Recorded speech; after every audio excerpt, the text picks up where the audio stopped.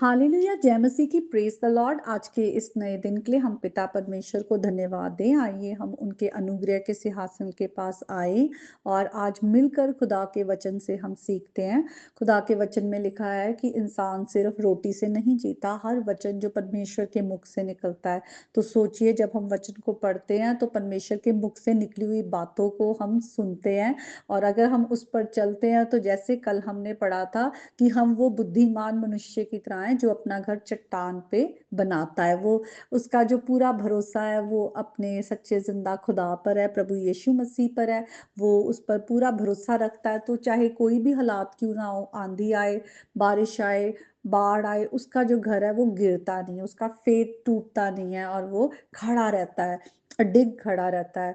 तो उसी तरह हम खुदा के वचन को पढ़ पढ़ के बुद्धिमान बनते हैं। वचन में लिखा है कि परमेश्वर हमें दिन गिनने की समझ दे कि हम बुद्धिमान हो जाए। तो हम भी प्रभु से यही प्रार्थना करें कि हम बुद्धिमान हो जाएं हर दिन प्रभु के वचन को पढ़कर।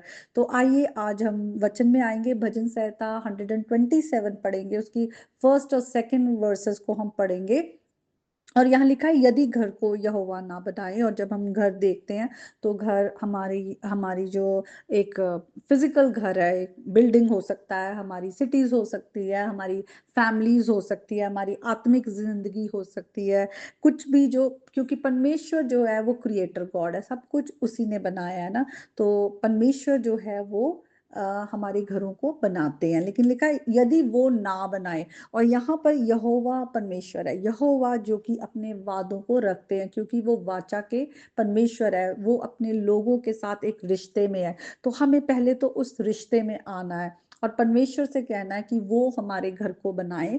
क्योंकि अगर यहोवा घर को ना बनाए तो लिखा है बनाने वाले का सारा परिश्रम, वो जितनी भी मेहनत कर रहा है, वो जितना भी वो काम कर रहा है अपने आप अपनी ताकत से, वो सारी चीजें क्या है, वो वर्थलेस हो जाएंगी, वो ऐसे ही चली जाएंगी। उसका जो फल उसको मिलना चाहिए वो नहीं मिलेगा। परमेश्वर से अलग होकर हम कुछ नहीं कर सकते। परमेश्वर को हमें अपने अपने जीवन के हर एरिया में बुलाना है, ताकि हम परमेश्वर की वो जो प्रेजेंस है, उसमें जो आनंद है, उसमें जो शांति है, उसको हम अबंडेंट वो लाइफ को हम जो है इंजॉय कर पाए, परमेश्वर जो हमें देते हैं। और लिखा है यदि नगर की रक्षा यहोवा ना करे तो रखवाले का जागना व्यर्थ ही होगा। तो यहोवा परमेश्वर वो रखवाला है जो अपने लोगों की रखवाली करता है, क्योंकि ना तो वो सोता है ना तो वो ऊँघता है। और हम ये देखते हैं भजन संहिता 121 में भी कि जो इज़राइल का परमेश्वर है वो ना ऊँघता है ना वो सोता है। तो अगर वो हमारे शहर की रखवाली कर रहे हैं, वो उनकी नजरें अपने लोगों पर है, तो क्या है, हमारी जो सिटीज हैं वो क्या है, प्रोटेक्टेड है, हमारे घर जो है प्रोटेक्टेड है। और अगर परमेश्वर नहीं कर रहा रखवाली तो क्या है, हम कुछ नहीं कह सकते कि कब क्या होना है। इसीलिए हमें परमेश्वर को अपने घरों में में इनवाइट करना है, अपनी सिटी के लिए, अपने देश के लिए, अपने अपने जहां परमेश्वर ने शहर में रखा है, जिस एरिया में रखा है, हमें हर एरिया के लिए परमेश्वर को जगह देकर उनको अलाउ करना है कि वो हमारे घरों के लॉर्ड बने, मास्टर बने, हमारी सिटीज के वो मास्टर बने, हमारे जीवन पर पूरी तरह से परमेश्वर का अधिकार हो, अथॉरिटी हो। आगे लिखा है, तुम जो सवेरे उठते और देर करके विश्राम करते और दुख भरी रोटी खाते हो, ये सब तुम्हारे लिए व्यर्थ है, ये सब वेन है, कोई इसका मतलब नहीं। क्योंकि वे अपने प्रियो को यूं ही दान दे देता है। जब प्रभु हमारे जीवन में नहीं होते, सोचिए जब हम कोई भी मेहनत करते हैं, कुछ भी हम जब अपनी जिंदगी में करते हैं, तो हमें हर वक्त चिंता ही रहती है। अगर हम पैसे भी हम अर्न करते हैं, हम उनको कहीं बैंक में रखते हैं या घरों में रखते हैं, तो यही चिंता रहती है कोई चोरी ना कर ले, कोई आ ना जाए, कोई देख ना ले, कुछ हो ना जाए। सारा टाइम वो एक एंशियस थॉट रहता है। परमेश्वर से अलग होके डर है, परमेश्वर से अलग होके चिंता है। इसीलिए लोग जो परमेश्वर को, सच्चे परमेश्वर को नहीं जानते, उनको हमेशा अपनी जिंदगियों की, अपनी प्रॉपर्टी की, अपने पैसे की, हर चीज की चिंता रहती है।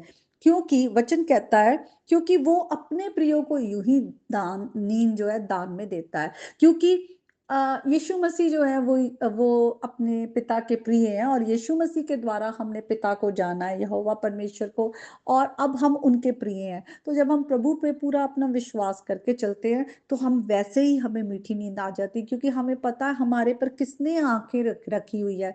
संसार के बनाने वाले ने हम पर आँखें रखी हुई हैं। तो कितना ज़रूरी है कि हम परमेश्वर को अपनी ज़िंदगियों में बुलाएँ। हम देखते हैं किस तरह से अदन के बाग में जब परमेश्वर ने सब कुछ बनाया तो बहुत अच्छा, उन्होंने कहा बहुत अच्छा है। परमेश्वर ने आदम को एक आज्ञा दी कि तू इस अदन के बाग में जितने पेड़ है उन सब पेड़ों के फलों को खा लेना, लेकिन जो भले और बुरे के ज्ञान का जो पेड़ है उसका फल तू ना खाना, जिस दिन तू खाएगा मर जाएगा। आदम हवा को जो ये बात आज्ञा थी, और उन्होंने वो एक आज्ञा जो है वो पाप में गिरे, टेम्पटेशन में गिरे, और उन्होंने वो आज्ञा तोड़ दी। और वो आज्ञा तोड़ने के बाद हम देखते हैं जब भले और बुरे का ज्ञान उन्हें हो गया, तो आगे हम सब बुराई को ही चुनते हैं, बुराई को ही। वो प्रभु से तो सेपरेट हुए, उन्हें अदन के बाग से निकाल दिया गया, उन पर श्राप आ गया। परमेश्वर ने आदम से कहा कि तू अब जो है क्या करेगा, जो भूमि है वो तेरे कारण श्रापित है, और तू जो है पसीना बहाकर रोटी खाएगा, और दुख में तू होकर रोटी खाएगा जब तू मेहनत करेगा। और हम देखते हैं इंसान की ज़िंदगी है वो उसे मेहनत करना पड़ता है, पसीना बहा के काम करना पड़ता है। और किस तरह से हम ये भी देखते हैं कि पाप के कारण अब हम सब जो है हमारी सोच भी बिगड़ी हुई है, लेकिन परमेश्वर का अनुग्रह अपने लोगों से कभी अलग नहीं हुआ, क्योंकि परमेश्वर हमसे प्रेम करते हैं। और परमेश्वर का प्रेम है कि प्रभु यीशु मसीह इस संसार में आए।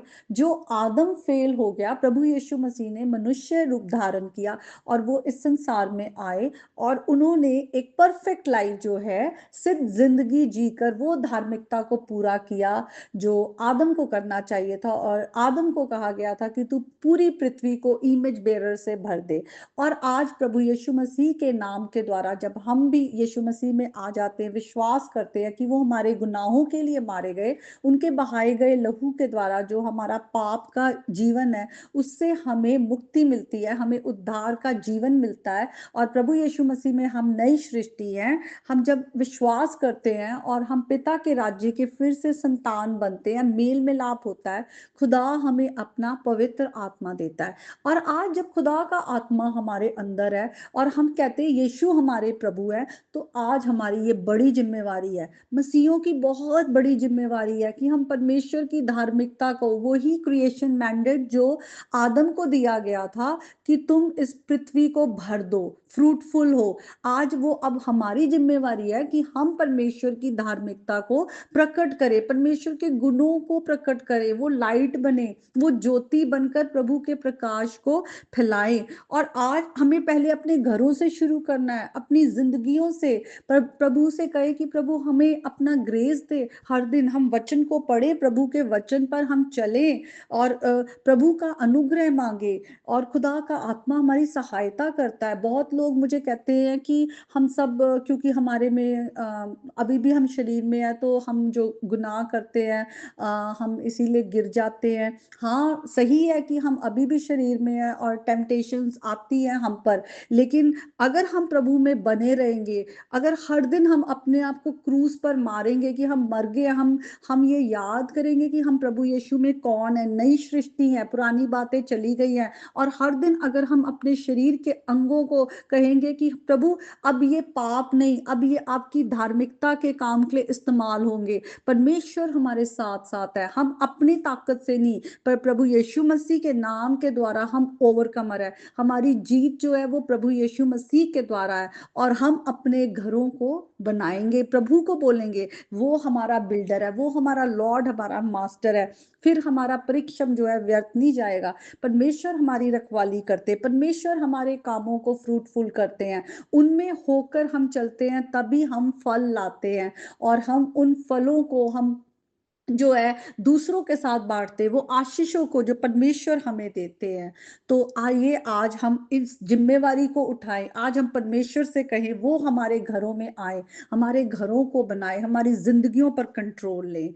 तो आज का ये वचन है, आज इस वचन के द्वारा प्रभु आप सबको बहुत आशीष दे। आमीन।